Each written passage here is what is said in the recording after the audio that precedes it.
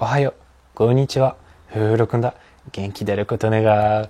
今日は新しいビデオを作ってる。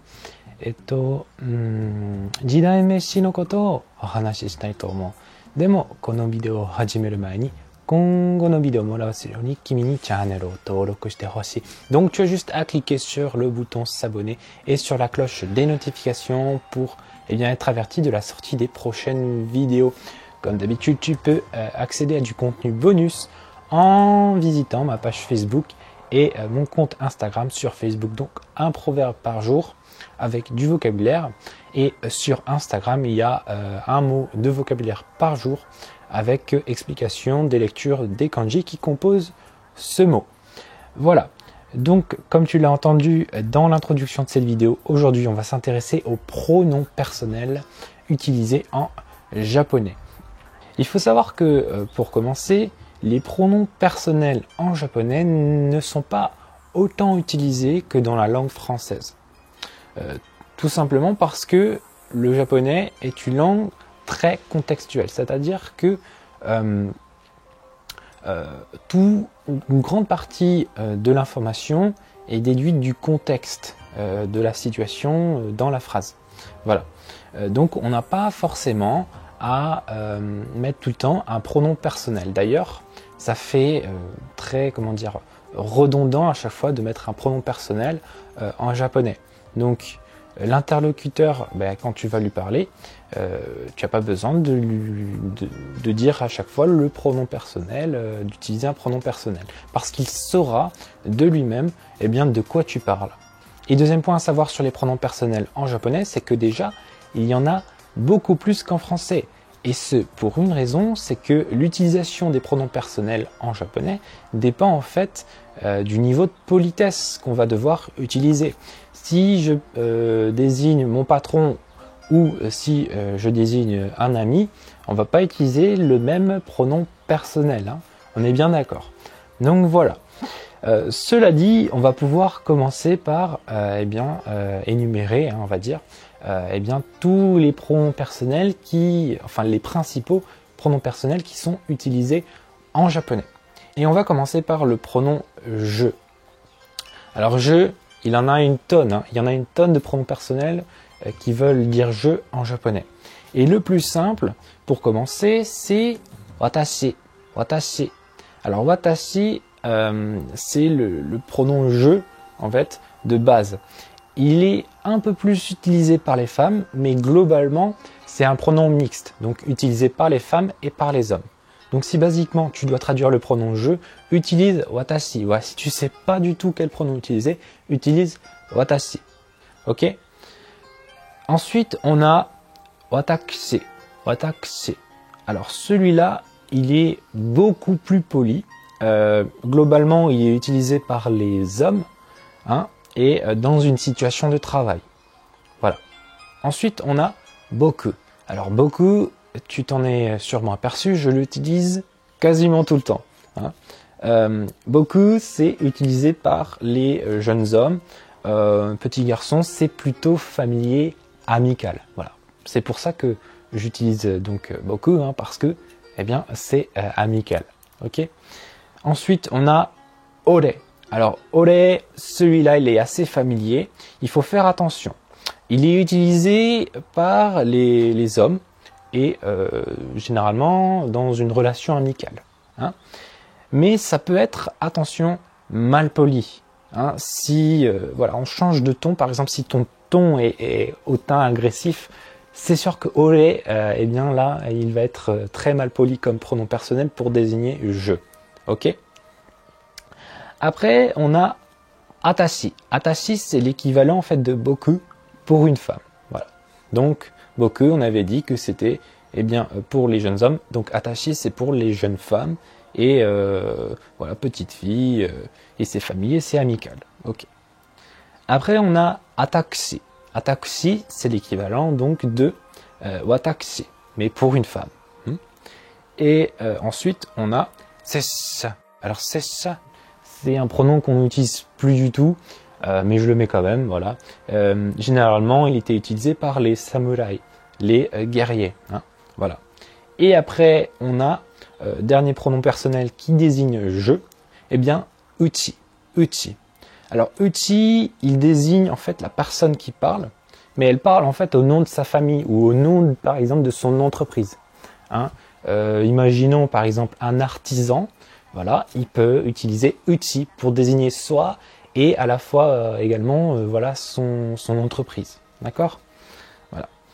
Une fois qu'on a vu donc je, on va pouvoir passer eh bien, à la traduction du tu en japonais. Et là encore, c'est à peu près la même chose. On en a plein de pronoms personnels qui eh bien, traduisent tu. Pour commencer, eh bien, on a le célèbre anata. Anata qui est comme à peu près en fait, l'équivalent de watashi, mais pour tu.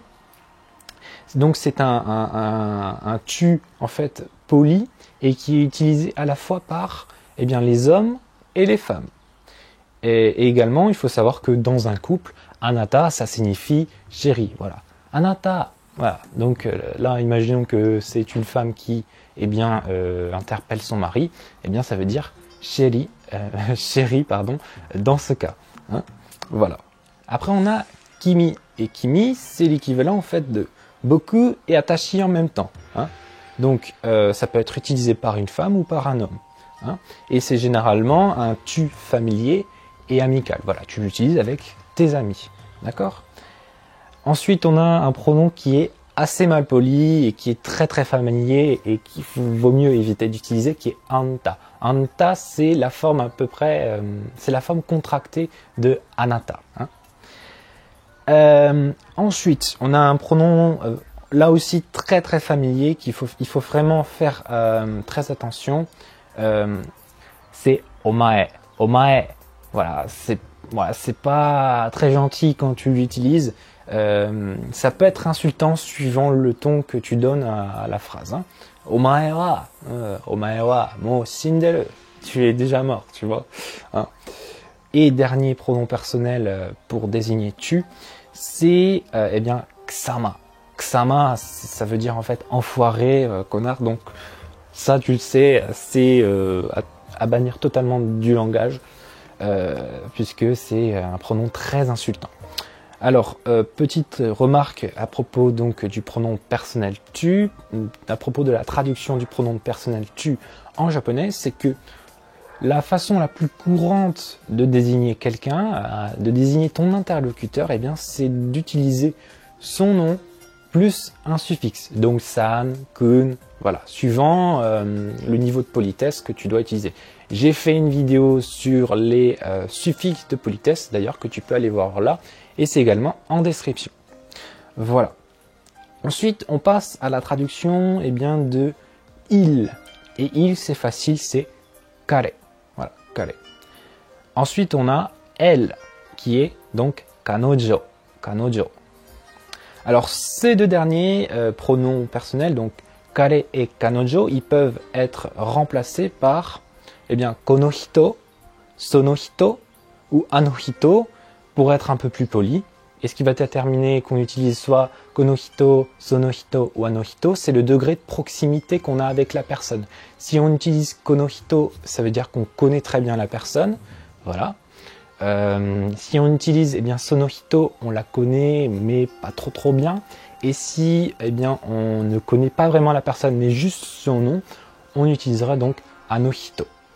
On peut également eh bien, remplacer konohito, sonohito, anohito par konokata, sonokata ou anokata. C'est encore plus poli. Voilà. Et enfin, pour terminer cette vidéo, on va aborder eh bien, le pluriel des pronoms personnels. Comment on forme eh bien, le nous, le vous et le il et elle au pluriel.